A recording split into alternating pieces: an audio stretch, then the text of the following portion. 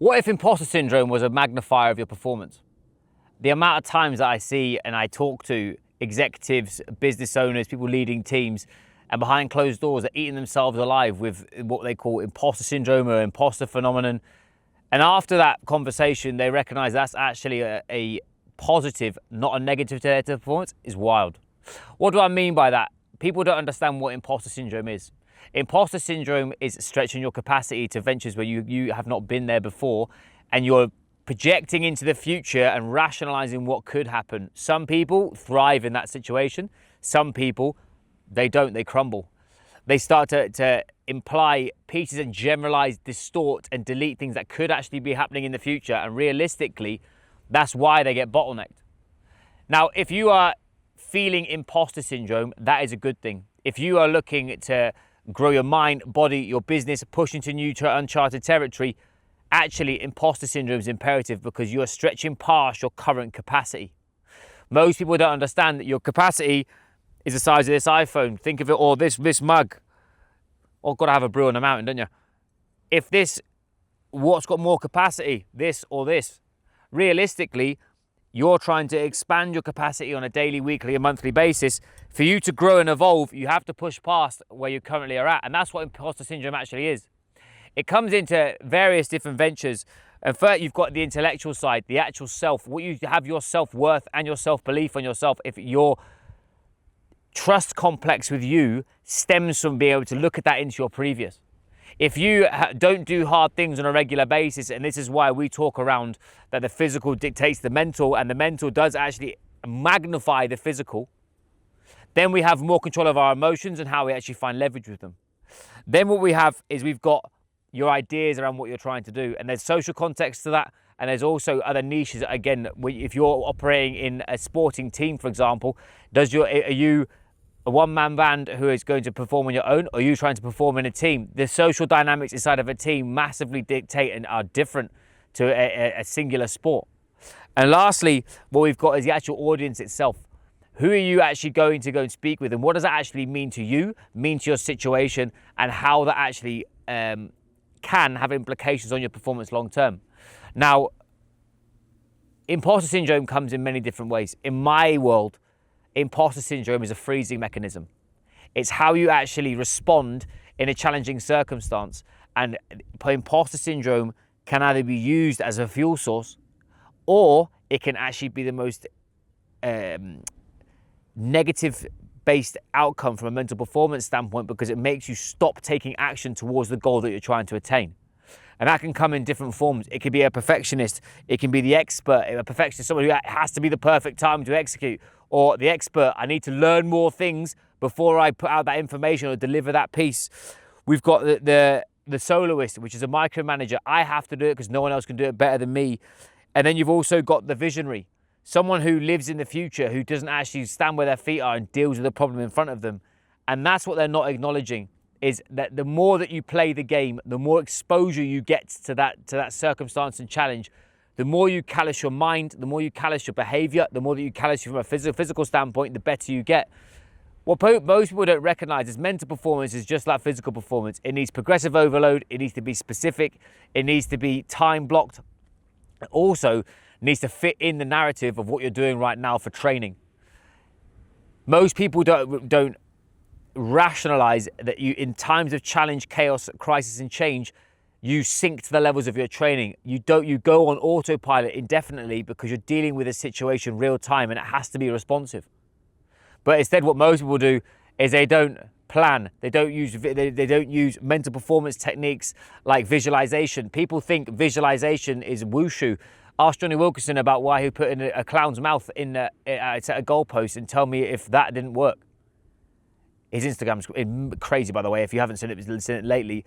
But visualization has a direct correlation to state management. State management, emotional regulation. Emotional regulation, effectiveness. Being effective, there's no such thing as imposter syndrome, but yet we still get caught in this bottleneck.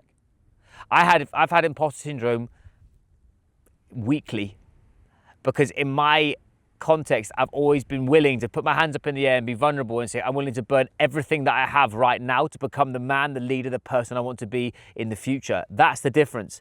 Is I know from a self-belief standpoint that I'll figure it out. Will it be perfect? No. Will it be ugly? Yes. You can see the state of my face and the state of my body. I've been through I've been through a few hairy moments.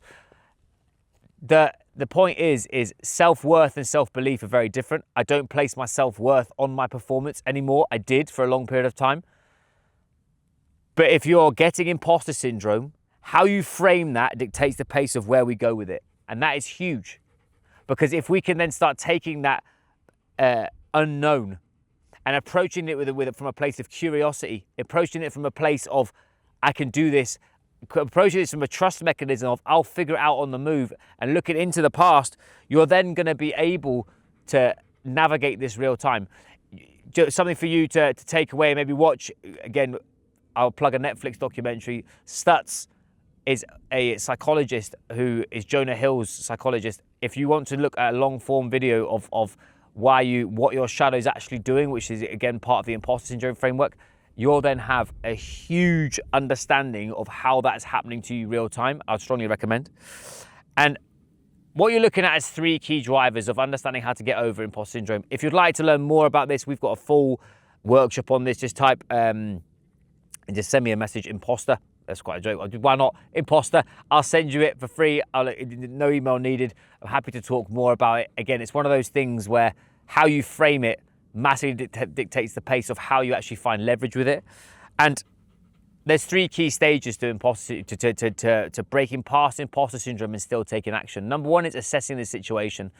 Zoom out and take away the perspectives of you and other people. What's actually happening? What's the objective feedback? What's the measurement of this? How do we actually get there? What's the scientific principle behind it? Because once you take away your emotions and your biases, you take away cultural biases and those around you, suddenly what's actually happening in front of you becomes quite easy. I need to deliver a talk to 100 people. Not, I need to deliver a talk to 100 people. Well, what could row 13 be saying about what I did on the first slide? And suddenly you're getting away from the point. The science dictates the madness. Number 2 is actually decide how you want to show up.